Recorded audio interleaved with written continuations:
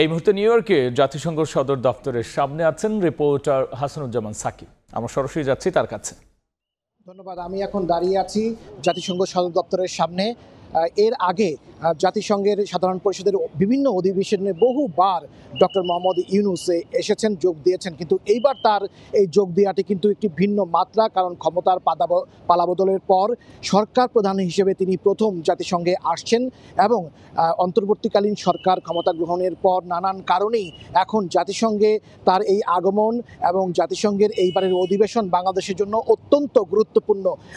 যেটি আমরা শুনছিলাম যে সেখানে রাশিয়া এবং ইউক্রেন যুদ্ধ, ইসরায়েল এবং গাজায় যে ইসরায়েল এবং হামাসের যে যুদ্ধ হচ্ছে সেই যুদ্ধের প্রসঙ্গ তিনি তুলে ধরে এই দুটি যুদ্ধ খুবই দ্রুতই বন্ধ করার আহ্বান তিনি জানাবেন। অন্যদিকে বাংলাদেশ বহুদিন ধরে রোহিঙ্গা সংকট নিয়ে খুব সমস্যার মধ্যে আছে।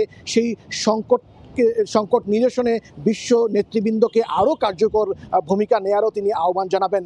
এবং সেই সঙ্গে প্রধান উপদেষ্টা ডক্টর মোহাম্মদ ইউনূস তার বক্তব্যের একটি সিংহভাগ তিনি বিশ্ব দরবারে বিশ্ব নেতৃবৃন্দের সামনে তুলে ধরবেন যে কোন প্রেক্ষাপটে অন্তর্বর্তী সরকার ক্ষমতা গ্রহণ করেছে এবং তিনি প্রধান উপদেষ্টা হিসেবে সরকারের দায়িত্ব পালন করছেন। এই প্রসঙ্গে তিনি বাংলাদেশের তরুণরা, শিক্ষার্থীরা যে বিগত সরকারের পতন ঘটিয়েছে একটি ছাত্র অভ্যুত্থানের মধ্য দিয়ে এবং শিক্ষার্থীদের যে আত্মত্যাগ এবং প্রায় 800-এরও বেশি শিক্ষার্থী এবং জনতা যে এই অভ্যুত্থানে তিনি যে তারা যে নিহত হয়েছেন সেই ঘটনাগুলো বিশ্ব দরবারে ডক্টর মোহাম্মদ ইউনূস তুলে ধরবেন। পাশাপাশি তিনি বলবেন যে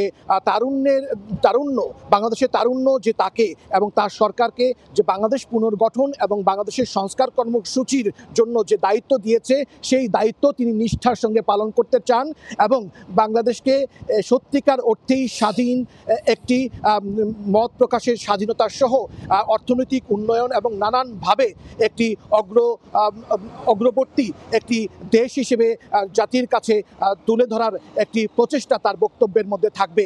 আমরা এখন আর হয়তো 1-2 ঘন্টার মধ্যেই প্রধান উপদেষ্টা ডক্টর মোহাম্মদ ইউনূস আজকে যে ডিবেট পর্ব, বিভিন্ন রাষ্ট্র এবং সরকার প্রধানদের অংশগ্রহণের যে মূল পর্ব অধিবেশনের, সেই মূল পর্বে বাংলাদেশের সরকার প্রধান হয়ে যে তার বক্তব্য, সেই বক্তব্যটি তিনি দিবেন এবং সেই বক্তব্যের জন্যই আমরা এখন জাতিসংঘের অধিবেশনে অপেক্ষা করছি।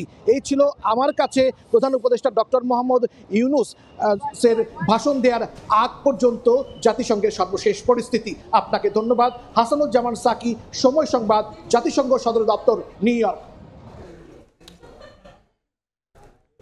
কিছুক্ষণ পর জাতিসংঘে ভাষণ দেবেন প্রধান উপদেষ্টা। আর সে খবরের সবশেষ নিয়ে যুক্ত হয়েছিলেন সহকর্মী হাসানুজ্জামান সাকি।